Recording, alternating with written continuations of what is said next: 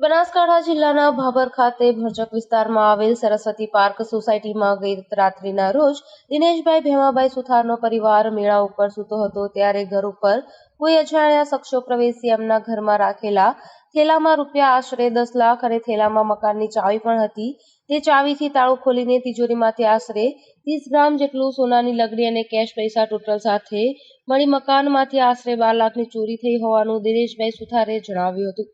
ભાભર ખાતે થોડા દિવસ પહેલા જ સુવ્રત સોસાયટીમાં ચોરી થયેલ તેનો ભેદ ઉકેલાયો નથી અને અગાઉ ચોરીના પણ ઉકેલાયા નથી તેઓ ગામના લોકોમાં ચર્ચાનો વિષય બન્યો છે। ત્યાં જ આજરોજ ફરીથી ચોરી થતા લોકોમાં ભયનો માહોલ જોવા મળ્યો હતો। ઘટનાની જાણ થતાં પોલીસ ઘટના સ્થળે પહોંચી અને ઘટનાની તપાસ શરૂ કરેલ છે। આવી અવારનવાર થતી ચોરી બાબતે પોલીસ સક્રિયતા દાખવે અને ભાભર શહેર તેમજ ગામડાઓમાં પણ આવા બનાવો ન બને તેવો જનતાનો સૂર છે।